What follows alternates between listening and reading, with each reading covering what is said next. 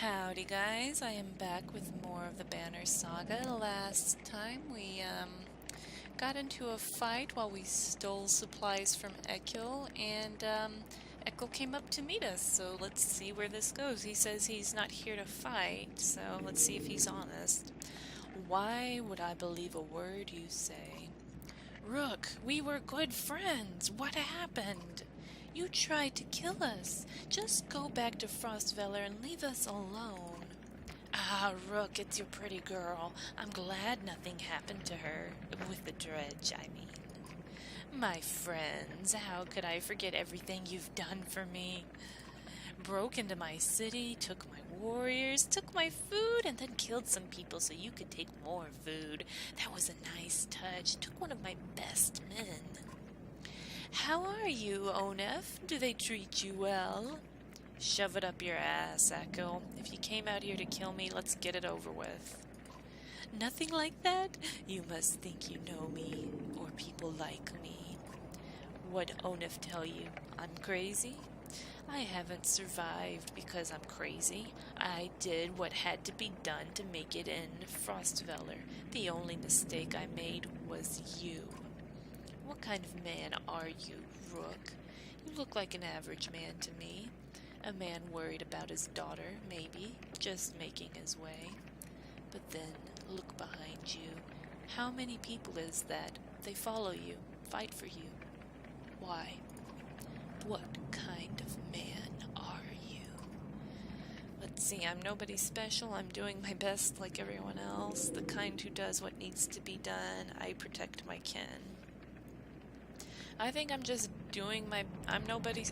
it's between these two. I'm doing my best. I'm nobody special. I got thrown into this position. I didn't even ask for it. I'm just doing my best like everyone else. We're all doing our best. Why are you their leader? Why do they all look up to you?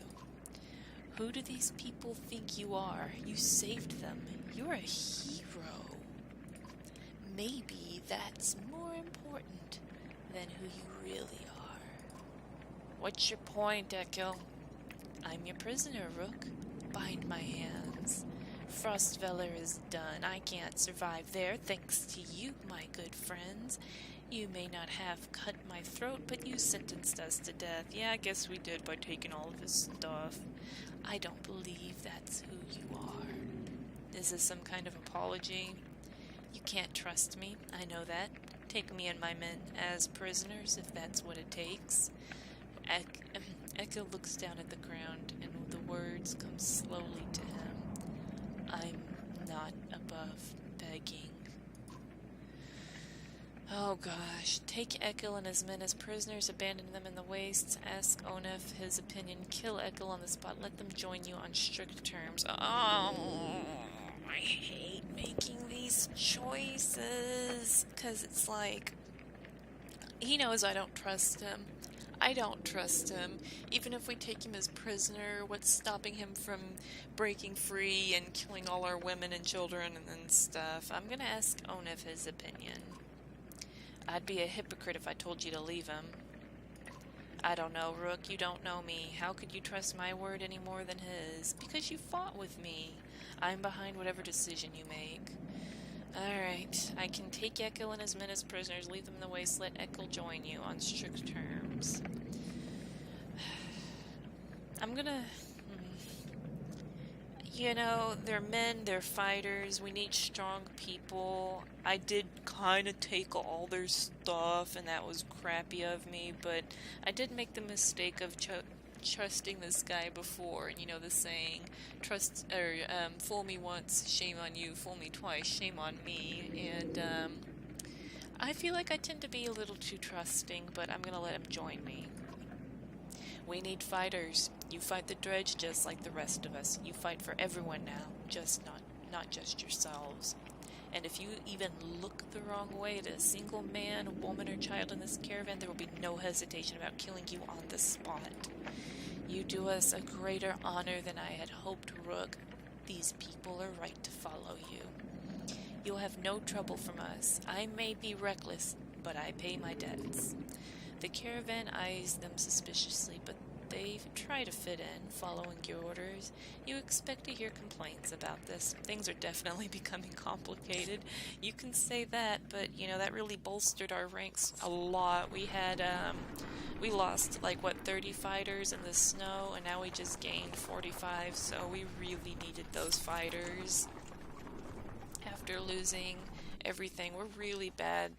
Our motivation is terrible, though. Everyone's feeling really poor right now, so that's not good. Oh, I love this music. It's so glorious. You find a surprising number of people camped out at the Godstone. They've been here quite a while, ever since the sun stopped. Apparently they think Radormyr, the sun god, has come back, and they're worshipping him despite the bleak environment. They welcome the caravan, mingling and swapping stories with the others while you rest. They have almost nothing of value to trade, but their leader approaches and offers to let you join in their tribute. So, accept their offer, ask what the tribute involves, politely decline and move on, decline and inspect the Godstone before leaving. What is this tribute? Golden Fury. I'm sorry guys, I can't pronounce any of this stuff. I don't know how to. Golden Fiery, one says, showing you a golden liquid in a silver bowl. He places some on his chest, which almost sounds like it's sizzling, and explains through clenched teeth it's a gift from the sun god, an oil that burns like the sun and lets them see things clearly. So I can decline and move on, decline and inspect the Godstone, see if anyone in the caravan is interested. Try it for yourself. It might lift our spirits a little bit, who knows. See if anyone in the caravan is interested. Not surprisingly, you find no takers. You wonder how devoted you'd have to be to go in for it yourself. So let's inspect the Godstone before we leave. Nobody can really agree on what Radormyr looked like, as fond as he was of his own isolation. He never directly contacted humanity. Most think he was a serpent that lived in the sun, and it's not uncommon to hear speak of seeing the tail of a great creature slipping through the thin clouds on a sunny day. Radormyr was always one of the lucky gods, the kind who people thanked for good weather, healthy livestock, and a good harvest. Despite all that, the biggest mystery has always been how his Godstone came to be found at the bottom of a dried-out lake. Huh. After some rest, you continue on. The sun god worshippers are keen to stay, so you pack your things and return to the road. Well, that was very interesting. I don't know what would have happened if I rubbed oil all over me, but I don't think this is the time for that. Oh boy, now what? Oh, okay, we're just leaving the Godstone. Alright, cool. I wonder how many more Godstones there are. Look, there's what are those vultures up there flying around? They're flying in a circle. Makes me think vultures, so there's probably something or a lot of something's dead over there. Yep, here we go. Several people have noticed black vultures circling above the caravan, taking advantage of the light snowfall. They pose no threat, but have made a visible impact on the mood of your clansmen. The next time you look back, Oddleif is firing arrows into the air, which nearly tag the birds once or twice. "Get lost! No dead down here!" she shouts to nobody in particular. "What are you doing?" Let her get out some aggression. Ask her to stop wasting arrows. Join her in shooting the vultures. You know, that might... I don't know if that'll raise morale or not. Let's join her. Let's shoot some of these things down. First person to knock one out of the sky gets their wish granted, you announce. Several of the caravan give it a try, including a lead, enjoying the sport of turning around morale. It's no big surprise when one of Oddleif's blue-feathered arrows brings down a bird. There we go, that got our morale back up. "You know," says Oddleif, scanning the caravan, "a lot of these women, they could do this." You can tell from the look in her eyes she's excited about the idea. "I think I'm going to start training them how to fight," she says. Encourage Oddleif to train the women. Try to keep her expectations in check. Tell her you think it's a bad idea. I'm going to encourage her. I feel like women are, you know, I'm not going to say they should be maybe frontline soldiers, but, you know, this girl can shoot a bow, and it's like, the women need to know how to fight, especially now with the dredge and Ekkill's men. We can't have them being helpless victims, so they need to learn how to fight. "We can always use more fighters," you tell Oddleif. "If a lead is any proof, you know how to train someone with a bow." Oddleif gives you a smile. She heads off to some of the women in the caravan, showing them the vulture she shot down.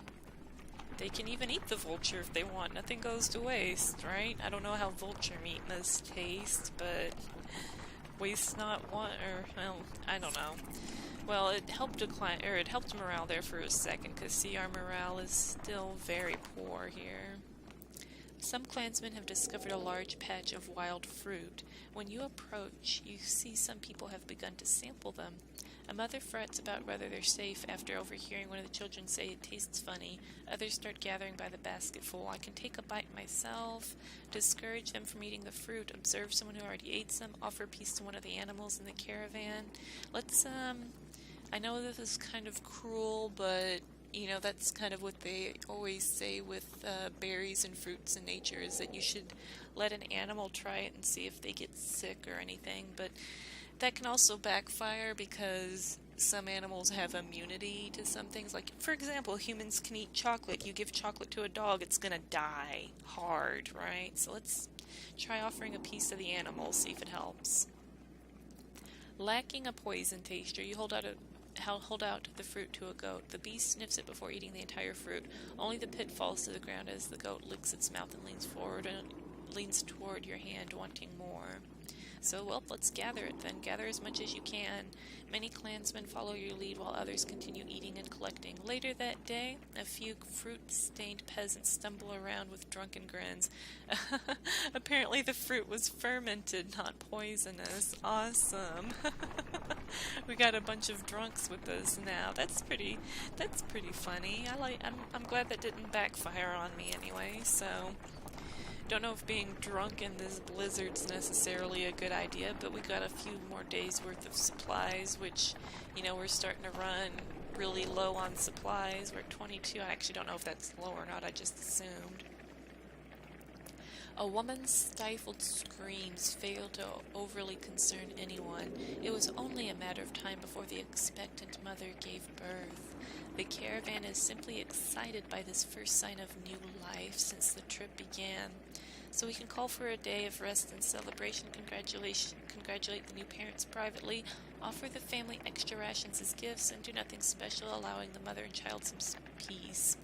I kind of want to do that. I don't really know. I don't have kids, but I assume that it's probably hell with the new child, but our morale's really, really low.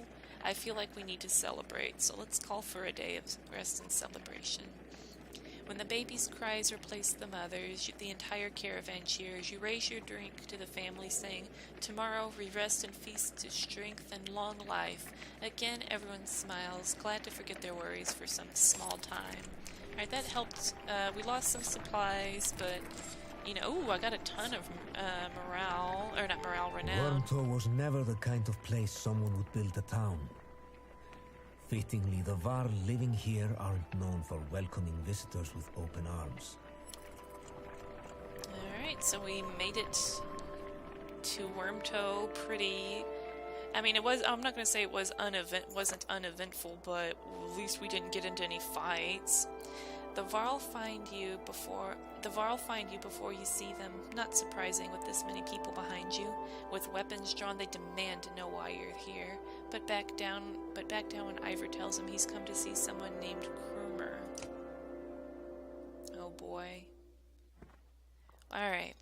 So guys, probably gonna stop it here. I know it's a little early, but I don't know what all's gonna happen or how long this is gonna take, so pretty close to 15 minutes here, so I'll go ahead and stop now.